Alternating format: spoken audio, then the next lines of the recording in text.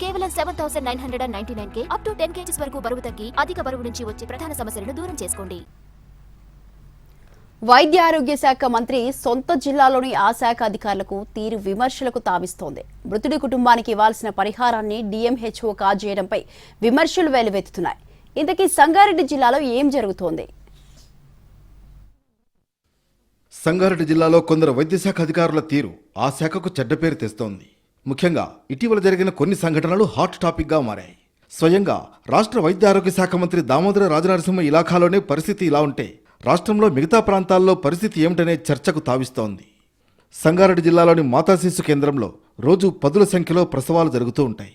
ఇక్కడ పనిచేస్తున్న కొంతమంది కింది స్థాయి ఉద్యోగులు వసూళ్లకు పాల్పడుతున్నారు.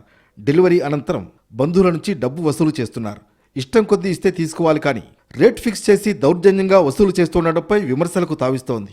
ఉన్నతాధికారుల దృష్టికి తీసుకువెళ్లినా పట్టించుకున్న పాపానికి పోవడం లేదు. గతంలో జిల్లా ఆసుపత్రి పర్యవేక్షకుడిగా ఉన్న మురళీకృష్ణను పక్కన పెట్టారు. ప్రజలకు వైద్య సేవలు అందించే విషయంలో సరైన పర్యవేక్షణ లేదంటూ చర్యలు తీసుకున్నారు. తాజాగా ఇక్కడ DMHOగా వసంతరావుపై ఆరోపణలు రావడంతో బదిలీ వేటు పడింది. ప్రైవేట్ ఆసుపత్రిలో డాక్టర్ల నిర్లక్ష్యం వల్ల ఓ వ్యక్తి చనిపోయాడు. దీంతో బాధిత కుటుంబం ఆందోళనకు దిగింది.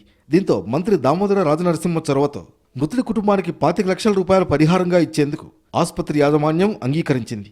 15 లక్షల రూపాయలు నేరుగా మృతుడి కుటుంబానికి అందజేశారు.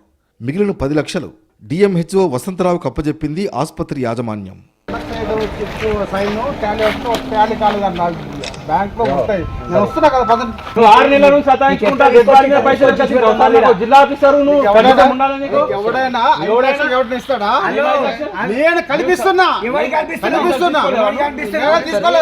కొన్ని నెలలుగా బాధిత కుటుంబానికి డబ్బులు ఇవ్వకుండా దాటవేస్తూ వచ్చారు DMHO.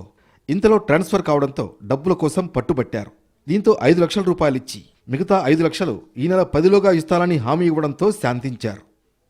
మొత్తానికి రోగులకు నాణ్యమైన వైద్య సేవలు అందించాలని రాష్ట్ర ప్రభుత్వం భావిస్తుంటే వైద్యశాఖ అధికారులు చేతివాటం ప్రదర్శిస్తూ ఉండడం ఆందోళన కలిగిస్తోంది. బాధిత కుటుంబానికి అందాల్సిన డబ్బును DMHO కాజేసే ప్రయత్నం చేయడం, నిలదీస్తే కేవలం సగమిచ్చి తప్పించుకోవడం హాట్ టాపిక్గా మారింది.